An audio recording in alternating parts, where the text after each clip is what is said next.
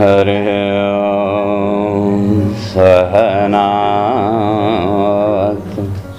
सहनौ भुनक्तु सह वीर्यं करवावहै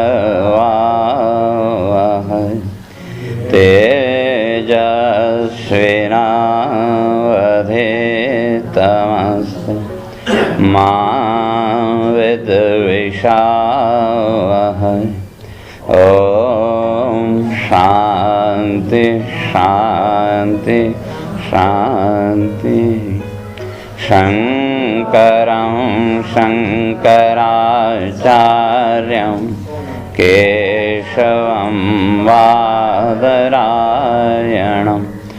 सूत्रभाष्यं कृतौ वन्दे भगवन्तौ पुनः पुनः। ईश्वरो गुरुरात्मेति मूर्तिभेदविभागिने व्योमवद्व्याप्तदेहाय दक्षिणामूर्तये नमः।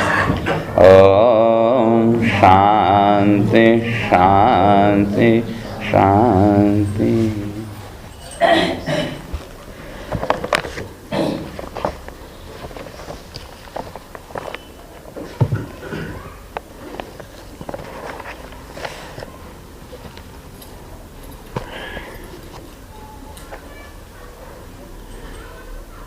ओम सत्वं घोरादुग्रसेनात्मजास्त्राहित्रस्तान् भृत्यवित्रासहासि रूपं चेदं पौरुषं ध्यानधिष्ण्यं मा प्रत्यक्षं मां सदृशां कृषिष्ठा जन्मते मयि असौ पापो मा विद्यान्मधुसूदन समुद्विजे भवद्हेतो कंसादहमधीरधि उपसंहर विश्वात्मन्नदो रूपमलौकिकं शंखचक्रगदा पद्म श्रियाजुष्टं चतुर्भुजं विश्वं यदेतत्स्वतनौ निशान्ते यथावकाशं पुरुषः परो भवान् विभर्ति सोऽयं मम गर्भगोः अहो नरलोकस्य विडम्बनं हि तत्। तो विचार चल रहा था जो स्तुति है गर्भ स्तुति, तो इसमें सबसे पहले देवताओं ने भगवान की स्तुति की। तो वहाँ देवता स्पष्ट करके आए थे, कहा कि एकमात्र इस जगत का जो आश्रय है उस परमात्मा के अतिरिक्त और कुछ नहीं। और जहाँ तक संसार की बात है तो उसके लिए तो एकस्यायनम त्रिमूलः, तो ये जो जगत है का उसका एकमात्र आश्रय वही तत्व। और जितना भी जगत प्रकट हुआ तो उसके तीन मूल अर्थात वही प्रकृति के तीन गुण सत्व रज और तम, और इस जगत के दो फल सुख और दुख, और चार रस धर्म अर्थ काम और मोक्ष, और पंचविधा सदात्मा। तो और इस जगत का जो ज्ञान का आधार का वो ये पांच इंद्रियां इस जगत को जानने के आधार, और षडात्मा तो इसके वो छह विकार, वही इसका जीवन, जगत का जितना भी जीवन है, जगत की जितनी भी प्रवृत्ति है तो छह आधार या दृश्य प्रपंच जितना भी है उसके अंदर ये छह भाव विकार। और सप्तत्व तो इसकी त्वचा कितनी, तो का 7 सप्त धातु शरीर के अंदर जो है वही इस शरीर या संसार का त्वचा है। और अष्टविटपः 8 इसके जो है तो टहनियाँ, 5 भूत मन बुद्धि और अहंकार, और नवाक्षो 9 इसके दरवाजे, 7 ऊपर के और 2 नीचे के, और 10 छदी। तो इस संसार के जो पत्ते हैं वो कितने, तो कहा 10। तो ये 10 प्रकार के प्राण। और इसी वृक्ष के अंदर, इसी शरीर के अंदर 2 पक्षी बैठे हैं, द्विखगो का 2 पक्षी, वही जीव और ईश्वर। और ये जो संसार रूपी वृक्ष है तो कैसा, तो कहा अनादि वृक्ष। तो अनादिकाल से जगत की ये प्रवृत्ति चलती आ रही है। तो अर्थात कहने का अर्थ, जगत में दुख के अतिरिक्त और कुछ नहीं। तो इसलिए कहा हम आपकी शरण में आए हैं। तो और जब प्रत्यक्ष परमात्मा का रूप सामने हो तो कहा फिर कौन सा ऐसा व्यक्ति होगा जो उस परमात्मा से भिन्न किसी दूसरी वस्तु की आकांक्षा करेगा। तो इसलिए कहा हम आपकी उपासना करते हैं। और दूसरे क्रम में आई फिर वसुदेव जी की स्तुति। तो वसुदेव जी ने भी स्पष्ट किया कि ये जितना भी जगत है, ये सारा का सारा जगत क्या है, केवल दृश्य प्रपंच कह लें।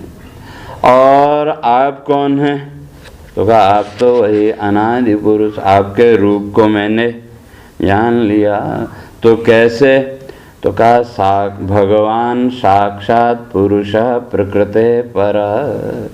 तो आप तो साक्षात वही तत्व, कौन, तो प्रकृते पर, उस प्रकृति से परे जो तत्व है वही आप।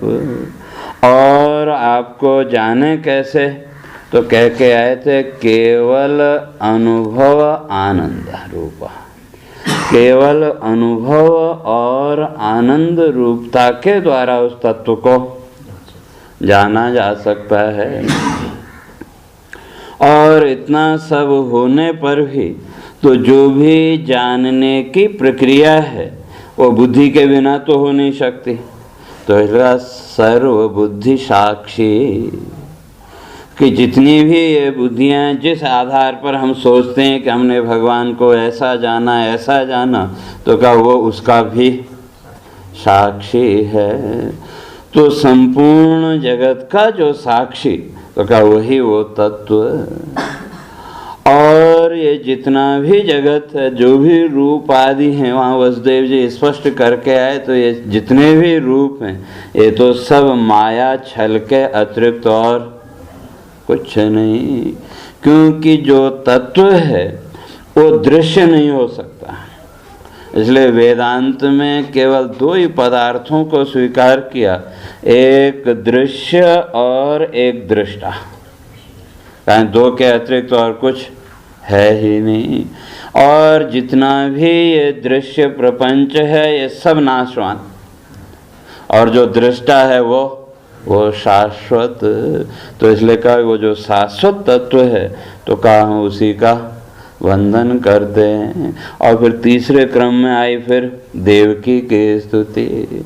और देवकी ने भी जब जान लिया कि यही भगवान रूप में मेरे यहाँ जन्म लिया, तो तब वो कहते हैं कि मैंने आपको पहचान लिया। तो आप कौन हैं, कहा प्राहो अव्यक्त माध्यम। जो बात वसुदेव जी ने कही वही देवकी भी कह रही कि अव्यक्तम। तो उन्होंने कह दिया प्रकृति पर, केवल शब्दों का फेर है, तात्विक दृष्टि एक ही। और कैसे, तो कहा ब्रह्म ज्योति निर्गुणम निर्विकारम। वो जो तत्व है वो कैसा है, तो उसी ब्रह्म की ज्योति, ब्रह्म प्रकाश रूप। और कैसा, निर्विकारम, तो उसमें किसी प्रकार का कोई विकार है ही नहीं। अर्थात स्वगत आदि ये जितने भी भेद हैं, इन सारे भेदों से रहित, स्वगत सजाति और विजाति। तो फिर है कैसा, तो कहते हैं सत्ता मात्र, केवल अस्तित्व बोध रूप। ऐसा वो जो तत्व का उसका हम वंदन करते हैं। और देव की स्पष्ट करके आई थी कि ये संपूर्ण जगत की जितनी भी गति है वो इस काल के अधीन, तो उस काल के रूप में भी कौन? तो कहा वो भी उस रूप में भी आप ही हैं। और संपूर्ण जगत उसी मृत्यु के भय से, काल के भय से भयभीत, और उसी भय के कारण निरंतर पलायन करता रहता है। कभी मृत्यु लोक में, कभी स्वर्ग लोक में, कभी कहीं कभी कहीं। जैसे कल स्पष्ट किया था कि इस मृत्यु लोक में आए जो भी जीवन मिला प्रारब्ध के अनुसार मिला, तो सारा का सारा अपने प्रारब्ध के अनुसार। और कहें या पिछले जन्म के अंतिम क्षण में जो संकल्प, उस संकल्प के अनुसार ये जीवन मिला, लेकिन फिर भी इस जीवन से संतुष्ट हैं क्या? अगर देखें तो कहीं न कहीं असंतोष तो है ही। जो केवल संसार के भोगों में आसक्त है वो भी असंतुष्ट, और जो साधना के पथ पर चल रहा है वो भी असंतुष्ट। कहीं न कहीं थोड़ा बहुत तो है ही, क्योंकि जो केवल भोगों में लगा हुआ है तो वो इसलिए असंतुष्ट है कि उसको मन वांछित भोग नहीं मिल पाते, और जो साधना में लगा हुआ है वो इसलिए असंतुष्ट है कि वो सारे इन प्रपंचों को त्याग के आगे बढ़ना चाहता है, लेकिन फिर यही जगत की वासनाएं, जगत के प्रपंच फिर रास्ते में आके और खड़े हो जाते हैं। तो इस तरह से देखें तो दोनों में असंतोष, और वही असंतोष हमें फिर नए कर्म के लिए प्रेरणा देता है कि इस जगत से, इस जीवन से असंतुष्ट हैं तो सोचते हैं कि स्वर्ग का जीवन मिल जाए, तो स्वर्ग तक पहुंचने के लिए कर्म किए, और स्वर्ग में पहुंच भी गए तो भी वहां भी असंतोष, कि वहाँ आगे तो कुछ नया कर नहीं सकते, तो फिर वहाँ से फिर इस मृत्यु लोक में आने का संकल्प। तो का जीव तो अज्ञानी जीव इसी तरह से निरंतर भटकता रहता है, कभी यहाँ से वहाँ भागा, वहाँ से वहाँ भागा, और इस संपूर्ण पलायन का कारण का वही मृत्यु का भय। तो इसलिए कहते हैं जब आप आ गए प्रत्यक्ष सामने तो कहा मेरा अंदर तो किसी प्रकार का कोई भय रहा नहीं, और साथ ही साथ कहा जब आपने अवतार ग्रहण कर ही लिया तो कहा इन सबको भी इस भय से मुक्त करो। क्यों हम इस कंस के अत्याचारों से कहते हैं बड़े दुखी हैं। तो इतनी बात जहाँ कही तो भगवान ने फिर माया का आवरण ऊपर डाल दिया। थोड़ी देर के लिए माया के आवरण को जब हटाया तो वही चतुर्भुज रूप का दर्शन, और फिर जब माया का आवरण डाल दिया तो अब देवकी के हृदय में फिर से भय प्रकट हो गया। एक क्षण पहले वो कहती है कि मेरा मन जो है वो क्या स्वस्थ से थे, मेरा मन एकदम स्वस्थ हो गया, एकदम प्रसन्न हो गया, इसलिए मुझे अब किसी प्रकार का कोई भय नहीं है। तो अब अगले क्षण में वो कहते हैं जन्म ते मयि यशो पापो मां विद्यान मधुसूदन समुद्विजय भवद हेतो कंसाद अहम अधीर धीर। तो देवकी कहती है कि सारी बातें ठीक है, निर्भयता भी आई, लेकिन फिर भी मैं इस कंस से संतुष्ट नहीं है, इस कंस का कोई भरोसा नहीं। इसलिए शब्द प्रयोग क्या, अधीर धीर। जो बुद्धि में है वो बुद्धि में क्या आ रहा, अधैर्य, अधैर्य।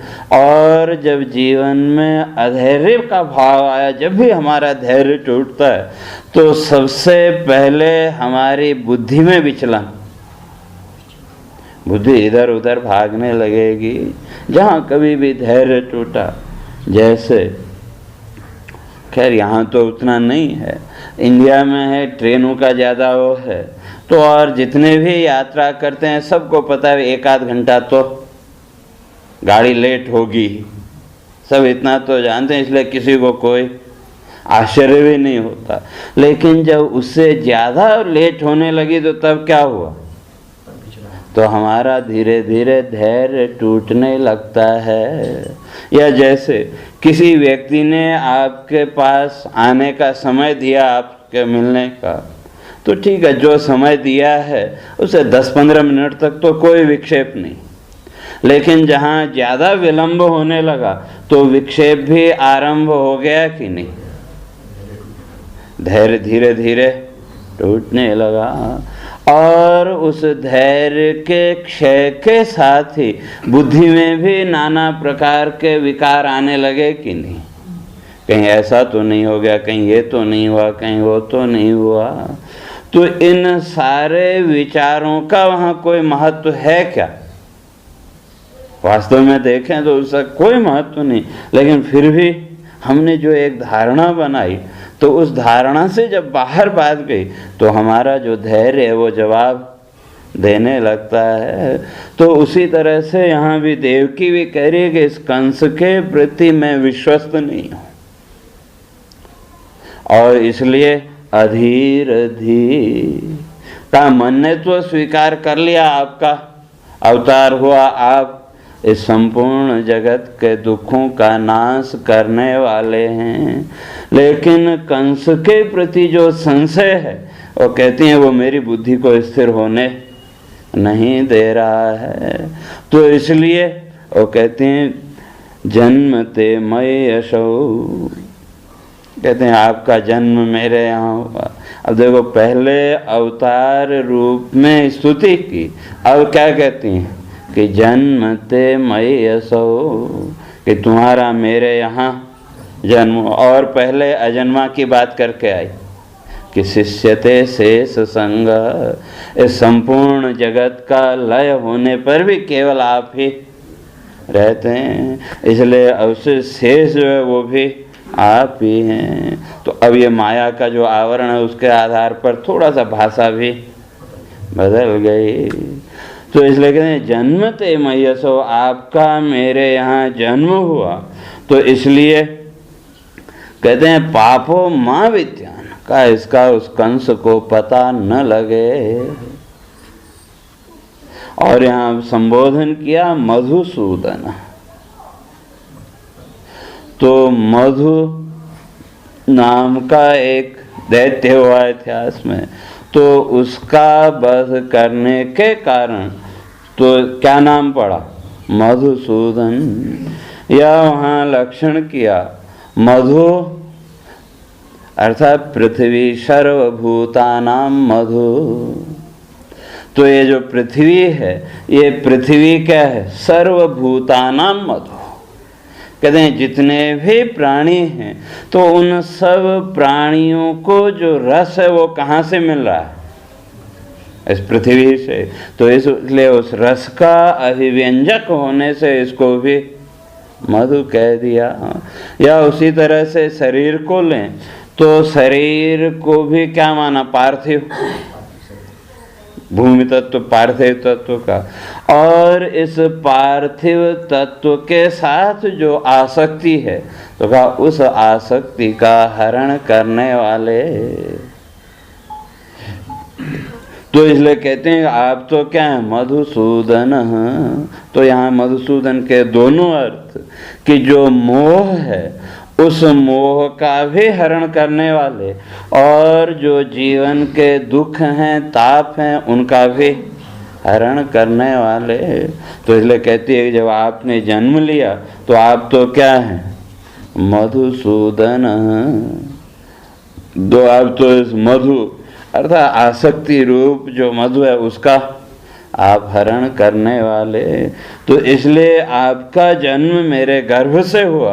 तो कहते हैं इसका कंस को पता नहीं चलना चाहिए। क्यों? कि जैसे ही उसको पता लगेगा तो क्या वो तो तलवार लेकर के तो आ जाएगा और फिर वो आपको भी मार डालेगा। अब देखो शब्दावली, तो पहले वो कहती है कि संपूर्ण जगत का क्षय होने पर भी आप रहते हैं, इसलिए आप ही क्या हैं? वो जो शेष नाम जो है वो नाम भी आपका ही, मतलब अंत में जो बचा। और अब और मृत्यु का भय सामने आ गया कि वो कंस आपको मार डालेगा। तो इसलिए वो कहते उपसंहर विश्वात्मन अधर रूपम अलौकिकम।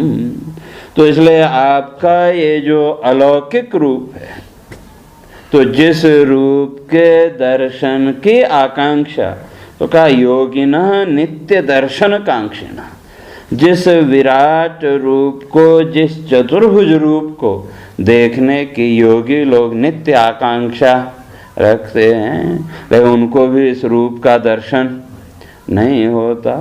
इसलिए उपसंहार, इस रूप का क्या कर लो, उपसंहार कर लो।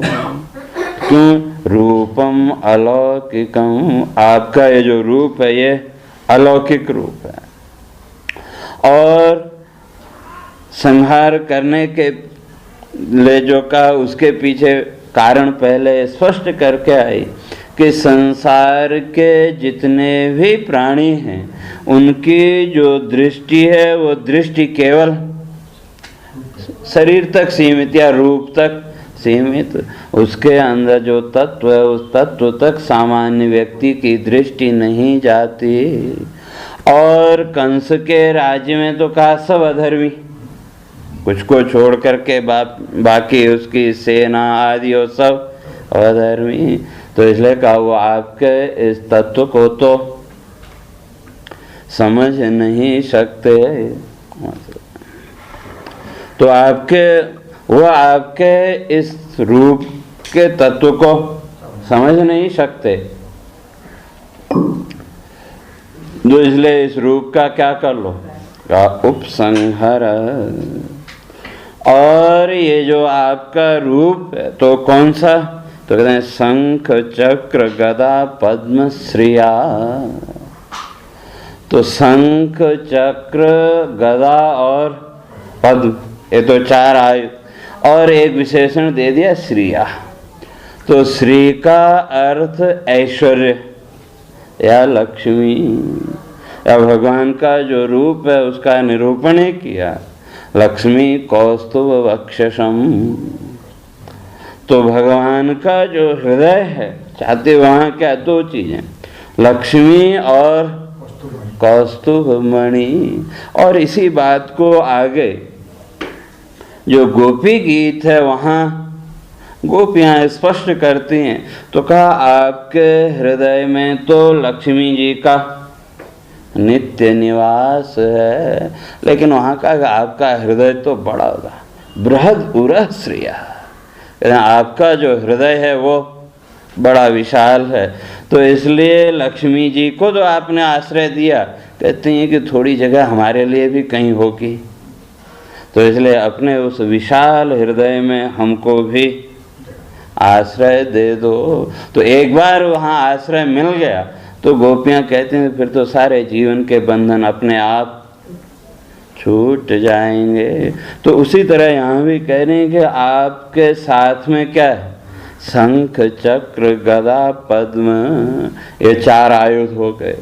और इन चारों आयुधों की चर्चा भी पीछे करके आए थे कि ये चारों आयुध भक्ति के फल के प्रतीक, जैसे पीछे भी स्पष्ट किया था कि हमारे यहाँ जितने भी देवी देवता हैं हर एक के हाथ में कोई न कोई अस्त्र है, कोई न कोई आयुध है। तो ये जितने भी अस्त्र हैं वो प्रतीक हैं उस देवता की उपासना से जो फल मिलेगा उसके फल के प्रतीक। तो भगवान विष्णु के हाथ में का शंख चक्र गदा पद्म, ये चार आयुध तो पीछे स्पष्ट करके आए थे कि जो गदा है वो जीवन में स्थिरता का प्रतीक, और जो कमल है वो निर्लिप्तता का प्रतीक, चक्र है पाप बंधन को काटने का प्रतीक, और शंख ज्ञान का प्रतीक। तो इसी तरह से और भगवान शिव को देखें तो उनके एक हाथ में त्रिशूल और एक हाथ में डमरू। अब शूल कहें या पीड़ा कहें, दोनों का एक अर्थ है। शूल कहें या पीड़ा कहें, और शूल संस्कृत में हो गया, पीड़ा हिंदी में हो गया। तो प्रत्येक प्राणी के जीवन में कितने दुख? 3 तो हैं, आधि भौतिक, आधि दैविक और आध्यात्मिक। तो एक हाथ में त्रिशूल और दूसरे हाथ में डमरू। तो डमरू है आनंद का प्रतीक। तो दुख के क्षण में आप आनंद का अनुभव कर सकते हैं क्या? भले कितनी परिस्थितियां अनुकूल हों, अगर अंदर मन में किसी प्रकार का दुख है, किसी प्रकार का क्षोभ है, तो आनंद का अनुभव नहीं कर सकते। तो आनंद का अनुभव कब कर सकते हैं?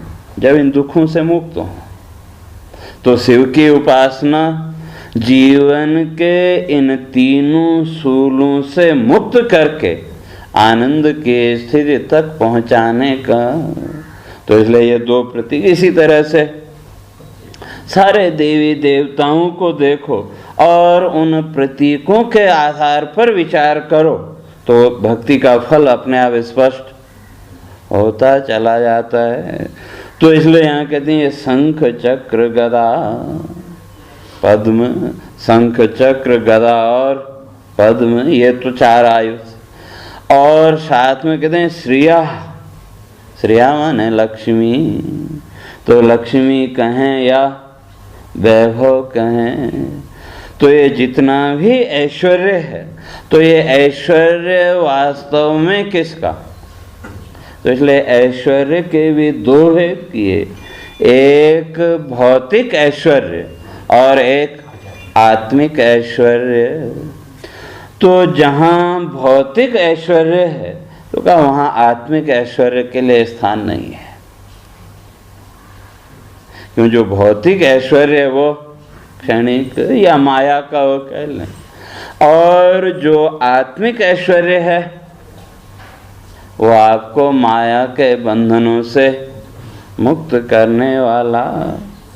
या अगर सौंदर्य की बात कहें, तो बाह्य सौंदर्य केवल आपको भोगों में बांधेगा, और आत्मिक सौंदर्य जैसे जैसे शास्त्र विचार आदि के द्वारा स्वस्वरूप का बोध होने लगा, एकदम से हो जाएगा ऐसा नहीं, लेकिन धीरे धीरे चिंतन के द्वारा जैसे जैसे स्वयं की सामर्थ्य, स्व के स्वरूप का बोध हुआ, तो अब स्वस्वरूप कहें या स्व का जो सौंदर्य, आत्मा का जो सौंदर्य, उसकी बात करें, तो जैसे जैसे स्व का बोध होगा, कहते हैं भौतिक ऐश्वर्य की जो आकांक्षा है वो अपने आप निवृत्त हो जाएगी। क्योंकि ये जितना भी भौतिक ऐश्वर्य है उसकी एक सीमा है, वस्त्र आदि हैं, तो ये सब किसके लिए? तो इसलिए स्पष्ट किया कि भिक्षा प्राणस्य रक्षार्थम कंथा शीत निवारिणी अचला केशवे भक्ति विभवे किम प्रयोजनम। कहते हैं जो भी अन्न है या जितना भी हमारे पास भौतिक जगत का ऐश्वर्य है, उसका मुख्य उद्देश्य तो ये 3 ही है, रोटी कपड़ा और मकान, उससे ज़्यादा तो और कुछ नहीं। लेकिन आवश्यकता से अधिक भौतिक ऐश्वर्य व्यक्ति के पतन का कारण बनता है। जितनी आवश्यकता है, यदि उससे ज़्यादा भौतिक ऐश्वर्य है और अगर संस्कारों में दोष है, तो वो ऐश्वर्य उस व्यक्ति के पतन का कारण बन जाएगा। और अगर संस्कार अच्छे हैं, संस्कारों में शुद्धिकरण है, तो वही ऐश्वर्य उस व्यक्ति के उन्नति का साधन बनेगा। और जहाँ तक ऐश्वर्य की अगर बात करें, भौतिक ऐश्वर्य, तो उसके लिए तो कह दिया ऐश्वर्यम विपदा बीजम ज्ञान प्रच्छन्न कारणम मुक्ति मार्ग कुठारश्च भक्तेश्च व्यवधायकम। ये जो भौतिक ऐश्वर्य है, तो वो कहते हैं ऐश्वर्यम विपदा बीजम, जिसके पास जितना ज़्यादा भौतिक ऐश्वर्य उसके जीवन में विपत्तियां भी उतनी। भले वो अपने को सुखी मानता हो, कुछ भी मानता हो, लेकिन उसके अंतर मन को टटोल के देखो तो जितना ज़्यादा भौतिक ऐश्वर्य उतनी ज़्यादा विपत्तियाँ। लिखा ऐश्वर्यम विपदा बीजम, जितना भी ये ऐश्वर्य ये सब कहते हैं विपदा बीजम, विपत्ति का मूल है। और आगे का ज्ञान प्रच्छन्न कारण, कहते हैं ज्ञान को ढकने वाला। क्यों, जब वैभव ऐश्वर्य आएगा तो अगर साधना नहीं है तो अहंकार तो आएगा, और उस अहंकार में फिर कहते हैं ज्ञान की जो वृत्तियां वो ठक जाएंगी। और मुक्ति मार्ग कुठारस्य, कहते हैं और जो मोक्ष का मार्ग है उस मार्ग की ये कुल्हाड़ी है, मतलब मोक्ष मार्ग को काटने वाला। और आगे कह दिया भक्तेश व्यवधायकम, तो हमारे अंदर जो भक्ति का भाव प्रकट होना चाहिए उसका बाधक है। क्यों, सामान्यतया तो परमात्मा के प्रति भक्ति का भाव तो है, उसमें कोई संशय नहीं है।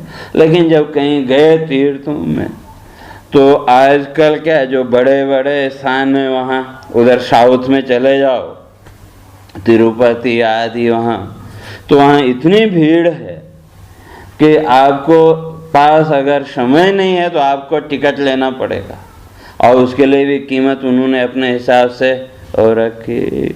ठीक है, दर्शन करने गए, हमारी श्रद्धा है, सब कुछ है, लेकिन जब वो टिकट लिया तो एक प्रकार का विशिष्टता का अहंकार, भक्ति है उसमें दोष नहीं, लेकिन साथ में क्या आ गया, वो अहम भाव। तो अब उस अहम भाव ने क्या किया, हमारे अंदर जो पहले भक्ति का भाव था तो धीरे धीरे उसको दबा दिया। अब मार्ग में कोई रुकावट हुई, कुछ हुआ तो तुरंत हमारे अंदर वो अहंकार खड़ा हो गया, हमने तो इतना पैसा दिया। तो इसलिए कहा इस तरह से जो वैभव है, तो वैभव का जो अहम है वो कहते हैं भक्ति मार्ग कुठारस्य। तो इसी तरह से और दूसरे उसमें भी विचार करके देखें तो जहाँ वो अहम आया, कहते हैं वो हमारे भक्ति भाव को भी काटने वाला। भक्तेश्च व्यवधायकम। और अगर भौतिक ऐश्वर्य की बात करें तो उसके लिए तो कह दिया अकाल मेघवत वित्तम। कहते हैं ये जितना भी वैभव है जगत का, ये सब क्या है का अकाल मेघवत। कहते हैं अकाल के जो बादल हैं उन बादलों की तरह, अकाल के बादलों की तरह इसकी स्थिति। अकस्मात याति आयाति च, कहते हैं अचानक आता है और अचानक गया। तो इसलिए का जो भौतिक ऐश्वर्य है उसकी स्थिति तो इसलिए वो कहते हैं आपके साथ में तो वो जो संपूर्ण जगत का जो ऐश्वर्य कौन, लक्ष्मी। और जब लक्ष्मी की बात आई तो एक बात और याद आ गई भौतिक उसमें। तो किसी ने लक्ष्मी जी से पूछा, कहा कि वे आप क्यों, जो लोक में एक जो मान्यता है कि लक्ष्मी किसके पास रहती है ज्यादा, तो लोक में के मूर्खों के पास ज्यादा, जिनके पास है। तो किसी ने पूछा भी जो विद्वान लोग हैं उनके पास तुम जाती नहीं हो, तो और जो मूर्ख हैं इनके पास तुम क्यों जाती हो। तो इसमें राग द्वेष आपका क्या है।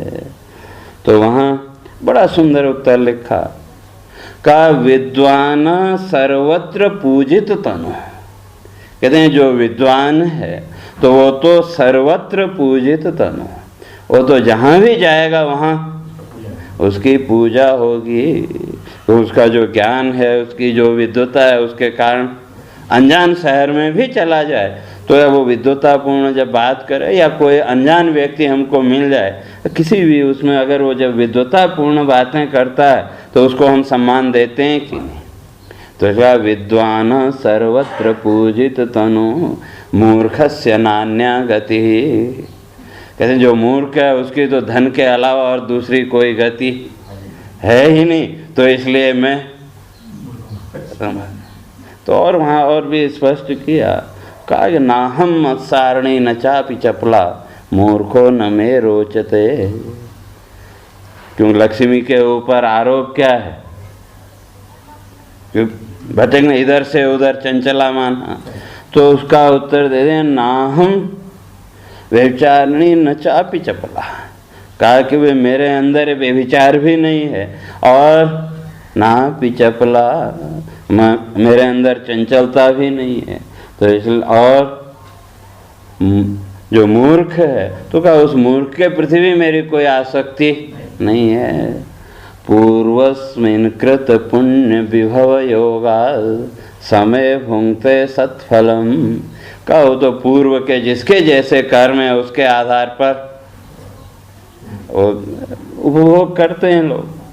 और दूसरी बात और याद है, सुन लो, तो लक्ष्मी और सरस्वती इन दोनों का बैर मानते हैं। तो किसी ने वही पूछा कि भाई जितने भी अच्छे अच्छे विद्वान हैं, या आज भी देखो जो अच्छे तत्वज्ञ विद्वान हैं, तो आर्थिक रूप से उनकी स्थिति कमजोर है। क्यों? उनको इसे कोई अपेक्षा है नहीं, उनके मन में भी किसी प्रकार का क्षोभ आदि नहीं है। और बाकी सामान्य हम भले ही माने, लेकिन जो विद्वान है तत्वज्ञ है तो उसको तो इसका कोई नहीं। तो किसी ने पूछा भी क्यों नहीं विद्वानों के पास जाते हो? बड़ा सुंदर उत्तर लिखा, का आबाल्याद विप्रवर्य स्ववदन विवरे धारिता वैरिणी में। कहते हैं ये जो ब्राह्मण बालक हैं, विद्वान पंडित जो हैं, आबाल्याद विप्रवर्य का बचपन से ही ये जो ब्राह्मण बालक हैं स्ववदन विवरे, कहते हैं अपने मुख में धारिता वैरिणी में, मेरी जो वैरी है, शत्रु है लक्ष्मी, उसको धारण करके रखते हैं। और उमाकांत पूजन परा नित्यम छेदयंती में ग्रहम। कहते हैं और ये उपासना किसकी करते हैं, पूजा किसकी करते हैं? का उमाकांत भगवान शिव। और भगवान शिव की पूजा करने के लिए फूल कौन सा चढ़ाते हैं? कमल का। और कमल का फूल किसका निवास? लक्ष्मी का निवास। इसलिए कहा पूजा करते हैं भगवान शिव की और घर उजाड़ते हैं मेरा। तो इतना ही नहीं, तातस चरण तलहतो बल्लभो अन्येन। कहते हैं एक ने तो क्या किया, तातस चरण तलहत, एक ने तो मेरे पिता को ही अपने पैरों के नीचे रख दिया, अगस्त्य। तो उन्होंने क्या किया, पूरे समुद्र को पी गए कि नहीं? तो समुद्र का कोई मूल्य नहीं रहा। और बल्लभो अन्येन, कहते हैं और दूसरा जो था उसने मेरे पति को लात मारी, भृगु। तो कहते हैं ये जो है, तो ये जो पंडित लोग हैं इनके ये कारनामे, तो इसलिए मैं इनके घर में तस्मा नित्यम त्यजामि विप्र सदनम। तो कहा इसलिए मैं इनके घर में जाती ही नहीं। तो ये तो होगी भौतिक उसकी बात। लेकिन यहाँ तो जो आध्यात्मिक ऐश्वर्य है, तो देवकी कहती हैं आपके साथ साथ वो जो आध्यात्मिक ऐश्वर्य है, उस ऐश्वर्य से युक्त जो आपका रूप है, ये तो केवल जुष्टम चतुर्भुजम का ये जो चतुर्भुज रूप है, ये तो केवल ध्यान के योग्य है, दर्शन के योग्य नहीं है। क्योंकि इसका दर्शन सामान्य जन कर ही नहीं सकता।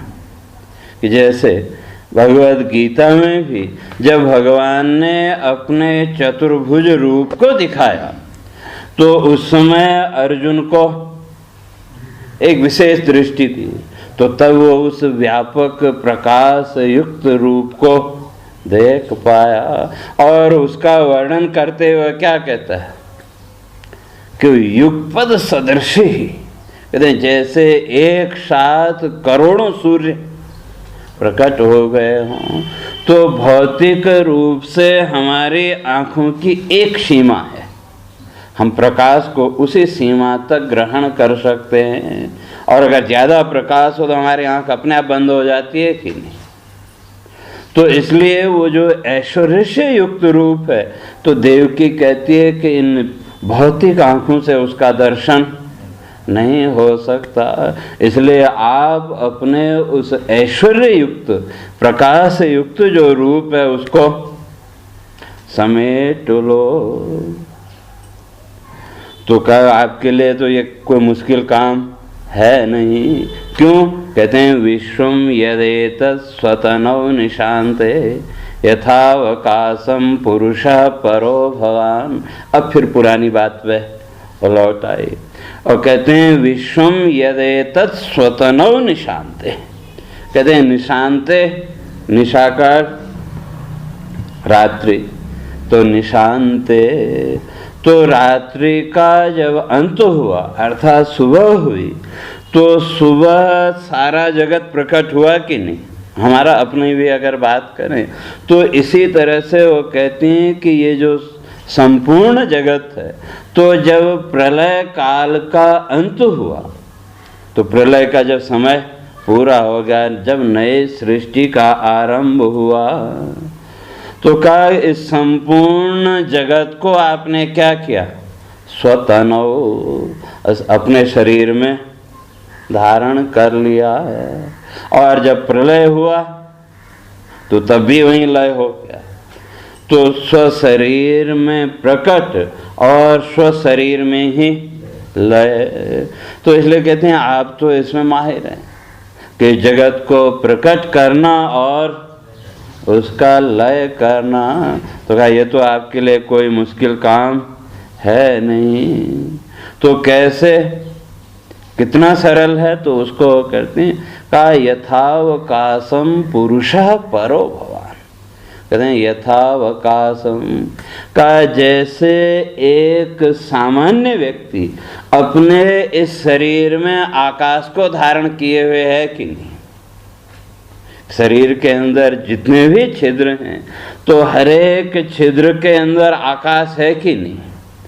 तो उस आकाश को धारण करने में कोई मुश्किल हुई क्या? ठीक है, प्रकृति के अनुसार वो हो रहा, वो अलग बात है। लेकिन इस शरीर में किसने धारण किया? या शरीर की बात करें तो इस शरीर को भी धारण करने वाला कौन?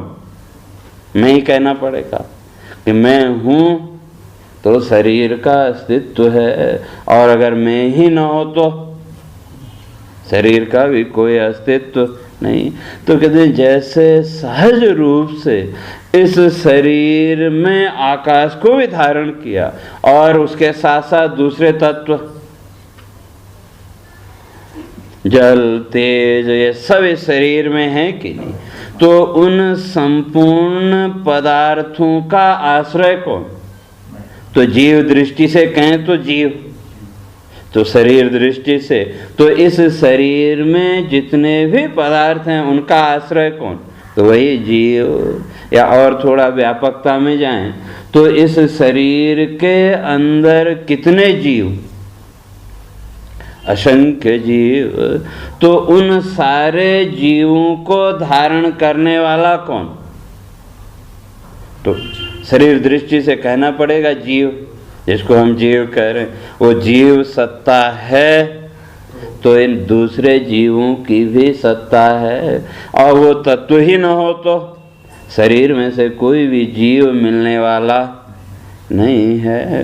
तो कहा जैसे एक सामान्य मनुष्य अपने शरीर में ये आकाश आदि को धारण करके रखता है, तो इसी तरह से ये सारा विश्व, सारा जगत का, ये सारा जगत तो आप में ही है।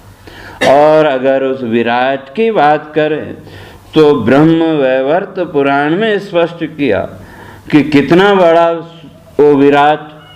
तो कहा उसकी कल्पना करो कि एक शरीर में, व्यक्ति के शरीर में जितने रोम हैं, रोम है ना, ये रोए, तो ये जितने रोम हैं, तो कहा एक एक रोम में एक ब्रह्मांड।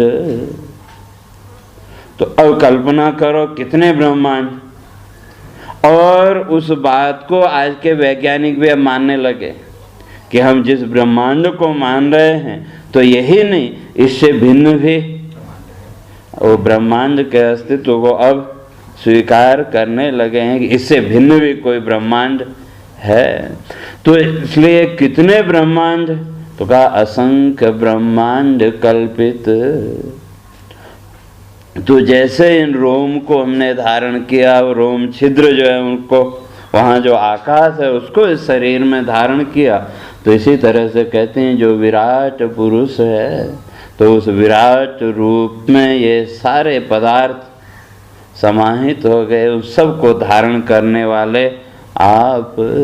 तो ऐसा वो जो तत्व है कि जो संपूर्ण जगत का, संपूर्ण भौतिक प्रपंच का आधार, कहते हैं वही आज मेरे यहाँ पुत्र रूप से प्रकट हुआ। तो इसलिए कहते हैं विभर्ति सोयम मम गर्भगोभु अहो नरलोकस्य विडम्बनम ही तत्। कहते हैं ये उसकी लीला नहीं तो और क्या है।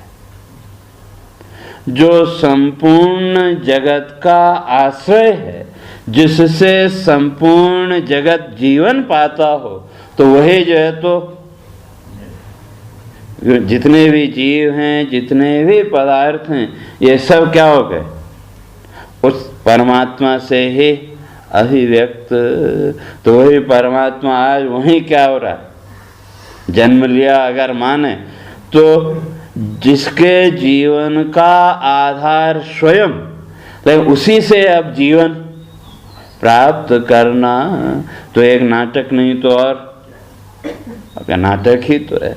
तो भगवान ने फिर वसुदेव और देवकी के यहीं जन्म क्यों लिया, तो उसके लिए तो आगे कथा आती है कि पूर्व जन्म में ये दोनों ने बड़ा घोर तप किया, और जब भगवान प्रसन्न हुए तो उनसे पुत्र रूप में उन्हीं को मांग लिया कि आप जैसा ही हमारा पुत्र हो।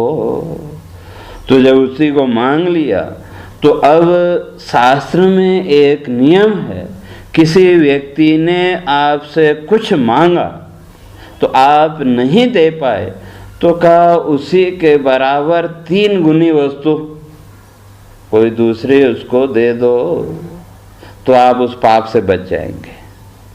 जो भी मांगा आपने नहीं दिया या नहीं दे सकते, तो उसी के समकक्ष जो वस्तु है वो 3 गुना उसको दो, ऐसा शास्त्रीय एक नियम है। तो अब भगवान ने वरदान तो दे दिया तथास्तु करके, तो लेकिन बाद में विचार करने लगे कि मेरे जैसा तो और दूसरा कोई है ही नहीं, और वो जो तत्व है वो तो अजन्मा है, तो उसका तो जन्म हो नहीं सकता।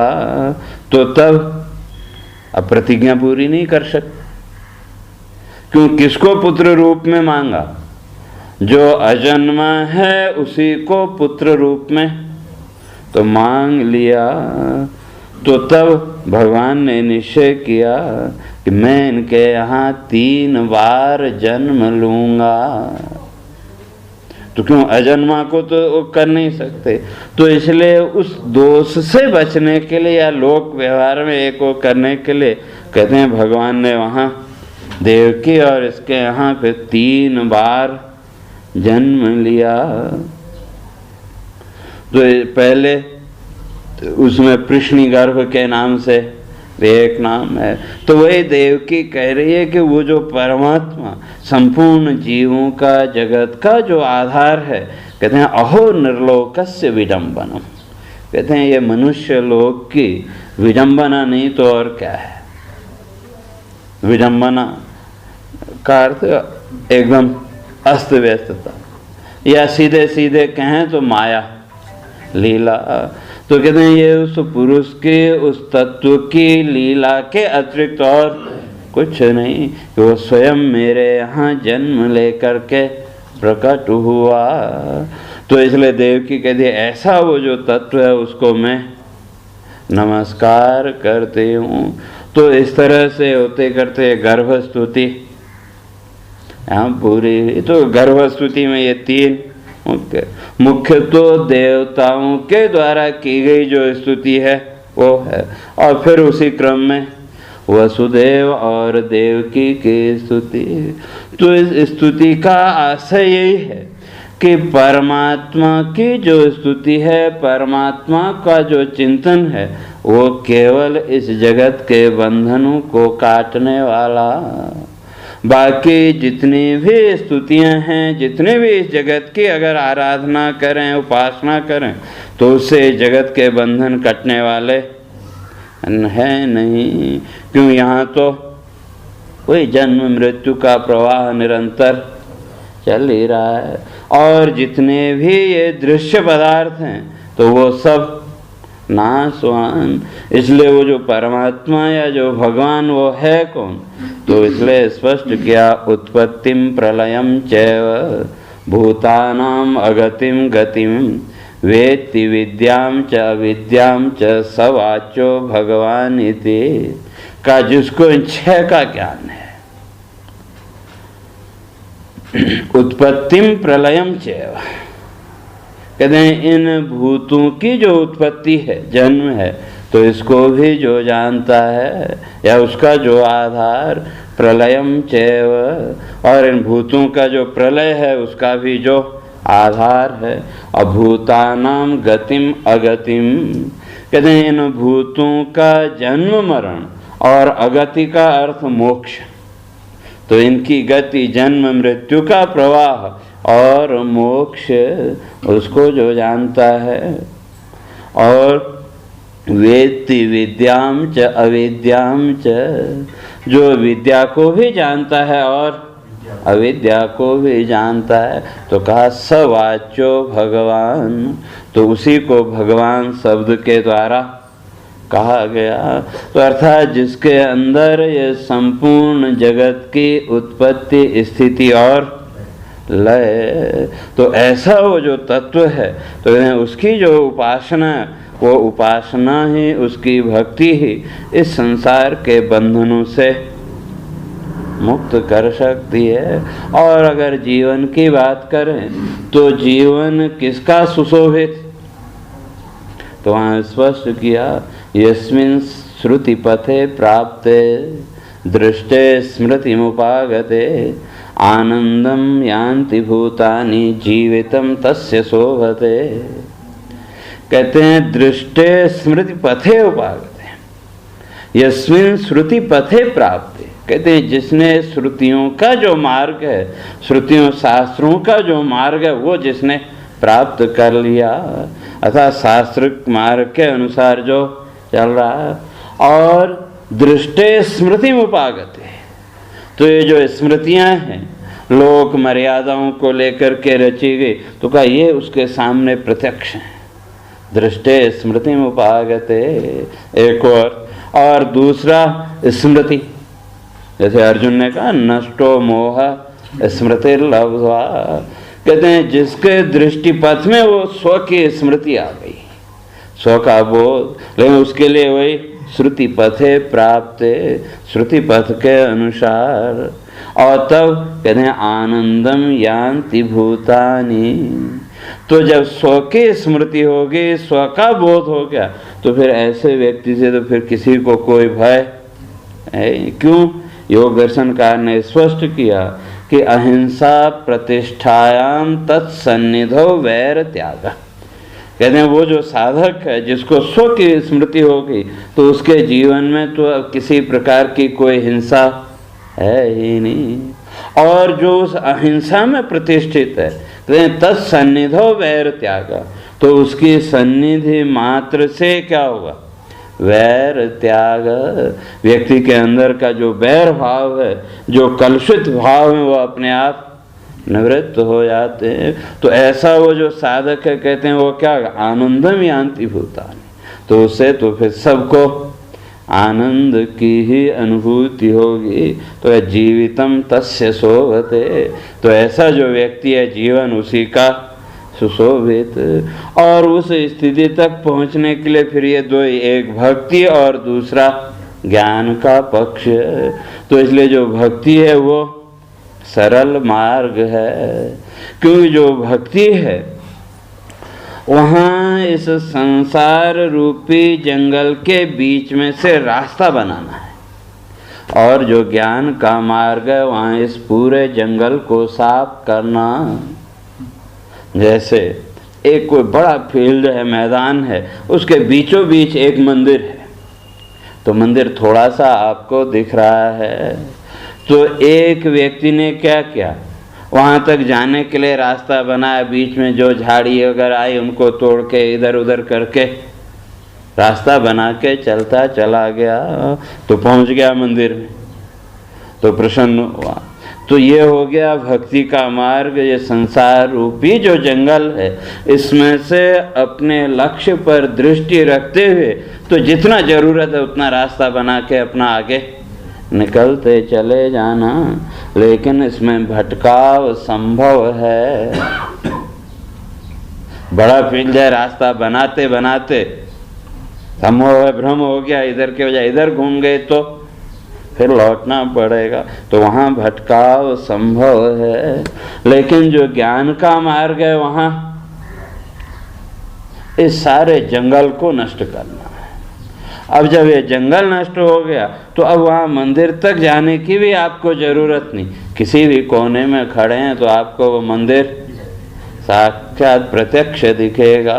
वह ज्ञान और भक्ति की प्रक्रिया में केवल इतना अंतर, तो एक जगह बीच में से रास्ता बना के निकलना और दूसरे में रास्ता बनाने की ज़रूरत नहीं, एक सिरे से सब नष्ट करते हुए आगे बढ़ना। तो ये दो मार्ग अंत में उस तत्वबोध तक ले जाने वाले।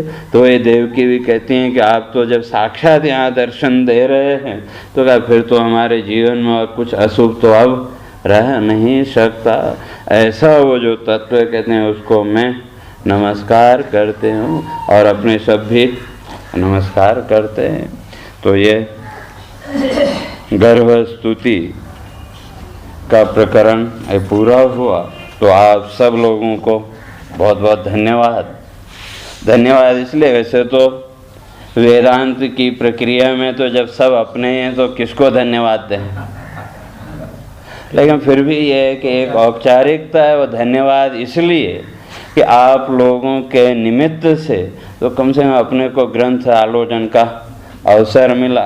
वैसे तो पुस्तक रखी है, कभी देखते नहीं भी देखते, लेकिन इस निमित्त से कम कुछ विचार का अवसर मिला। और जो भी विचार यहाँ प्रस्फुटित हुए तो उसमें कितना सही है कितना गलत है वो तो आप लोगों को विचार करना। अपने तो एक प्रवाह से बोलते चले गए, तो उसमें जो भी स्वीकार्य अंश हो तो उसको स्वीकार करना और बाकी अंश को त्याग देना। तो आप सबके जीवन में उस परम तत्व का बोध प्राप्त हो, आप सबका जीवन उस परम आनंद से परिपूर्ण हो, इसी शुभकामना के साथ यहाँ इसको विराम देते हैं। और आगे फिर अगले वर्ष जब आएंगे तो तब का फिर तब देखेंगे। अब सीधे होते बैठे।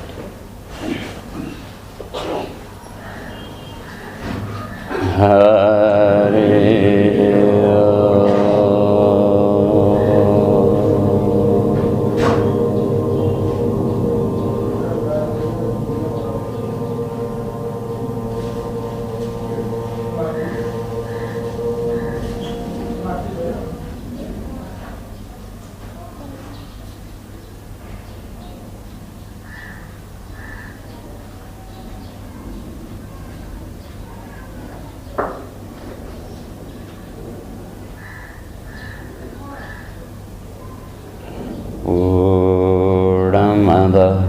पूर्णमिदं पूर्णात् पूर्णमुदच्यते पूर्णस्य पूर्णमादाय पूर्णमेवावशिष्यते। ॐ शांति शांति। शंकरं शंकराचार्यं केशवं बादरायणं सूत्रभाष्यकृतौ वन्दे भगवन्तौ पुनः पुनः। ईश्वरो गुरुरात्मेति मूर्तिभेदविभागिने व्योमवद्व्याप्तदेहाय दक्षिणामूर्तये